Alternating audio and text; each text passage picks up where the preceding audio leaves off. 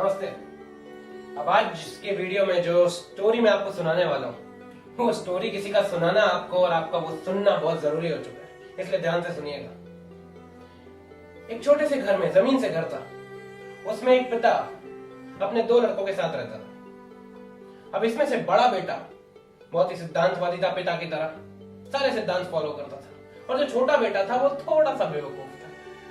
लेकिन उस पिता ने जो दुकान छोटी सी चला रखी थी वो उसमें बहुत खुश था, वो प्रोग्रेस कर रहा था। उसी पिता के बगल में एक सेठ का बड़ा सा बंगला था।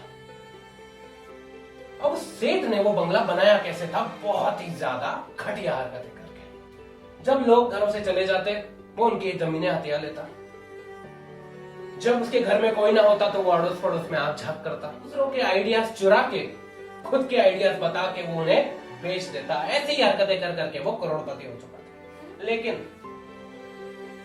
उसे एक चीज से बड़ी तकलीफ थी कि उसकी कोई इज्जत नहीं करता था।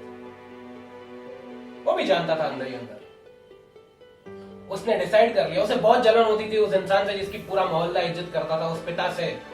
इसलिए उसने डिसाइड कर लिया कि अब मैं इन्हें बर्बाद करके छोड़ूंगा। और इसके लिए उसने क्या किया, उसी पिता के जो लेफ्ट हैंड साइड पे घर था जिसके अंदर छिछोरे गुंडे रहते थे, उसने उन्हें पैसे देना शुरू कर दिया।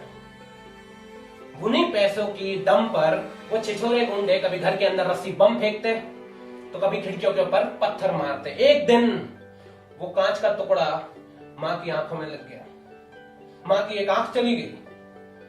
पिताजी को पता था ये कौन करवा रहा है, लेकिन बच्चों को भी पता था ये कौन करवा रहा है, लेकिन प्रूफ नहीं था तो क्या करते, बट लड़े। कुछ दिन बाद उस सेठ साले का फिर भी मन नहीं भरा। उसने क्या किया, उसने बड़ा बेटा, पिताजी में बिलीव करने वाला बेटा जब वापस आ रहा था उससे जबरदस्ती झगड़ा मोल लिया, और जब कोई नहीं देख रहा था तो उसकी हत्या कर दी। ये हो जाने के बाद भी वो पिता टूटे नहीं, उन्हें हिम्मत नहीं आ रही।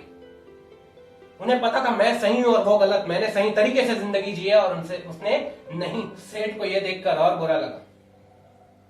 उसने फिर डिसाइड किया कि अब मैं वही दुकान खोलूंगा जो उस पिता की है। उसने वही दुकान खोली, वही सामान बेचने लगा आधे प्राइस पे, आधी कीमत पे।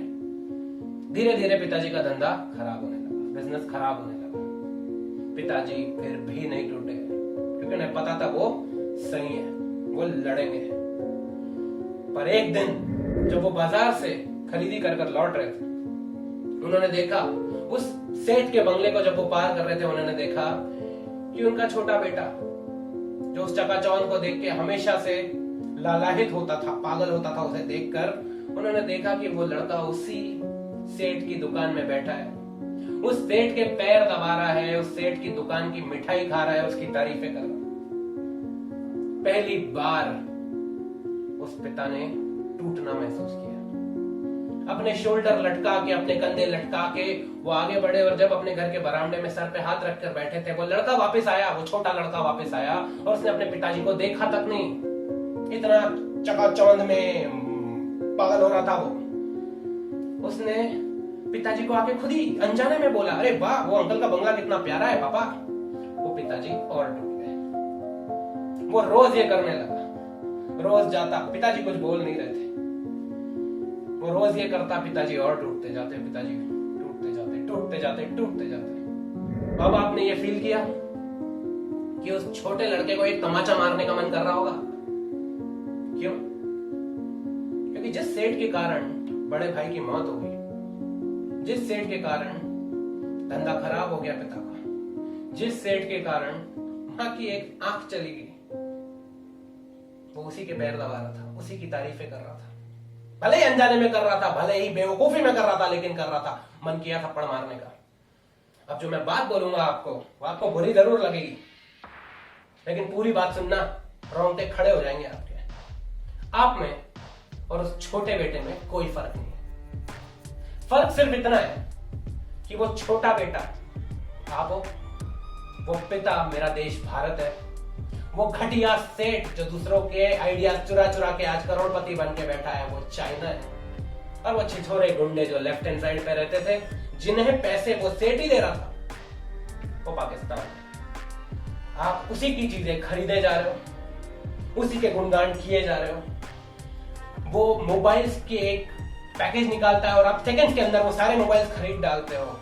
तो हद तो तब हो गई जब दूसरे माले से वो सेठ खड़ा होकर तुम्हारे टूटे हुए पिता को देखकर हंस रहा है और फिर भी तुम्हें कोई फर्क नहीं पड़ रहा। अब जो हो गया वो हो गया, मैं किसी को ब्लेम नहीं कर रहा हूं, मैंने भी वही गलतियां की है। लेकिन अब ये डिसाइड कर लेना है कि अब जो लूंगा मेरे देश का लूंगा, जो खाऊंगा मेरे बाप की खाऊंगा। समझ में आती है बात? तो आज से इस चीज को अपनी जिंदगी का सिद्धांत बनाना है, तभी हमारा पिता, हमारा देश प्रोग्रेस करेगा, विश्वास बना रहेगा उसका। जिस शूरवीर सैनिक बड़े भाई घर के जिनकी उस सेठ ने हत्या कर दी, उसे छोड़ना नहीं है, उसका एक सुई तक नहीं खरीदेंगे।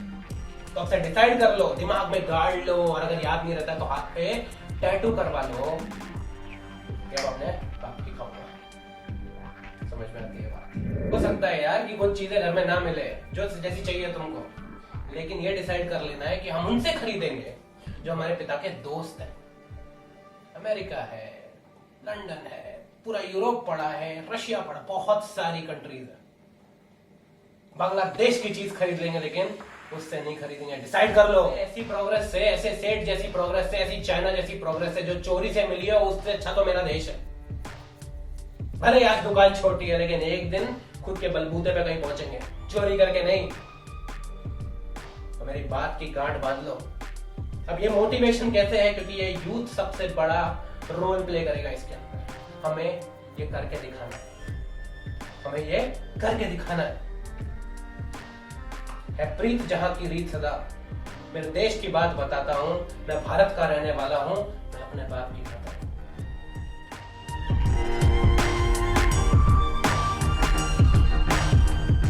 आप में से कुछ बड़े लोग भी होंगे जो मेरा ये वीडियो देख रहे होंगे। मेरी ये भाषा यूज करने का एक ही रीजन था, क्योंकि शायद हम हिंदुस्तानी ऐसे ही हैं कि जब बाप पे बात आ जाती है तभी हम उसको ईगो कर लेते हैं। तो याद रखो, बात बाप की इज्जत पे आ गई।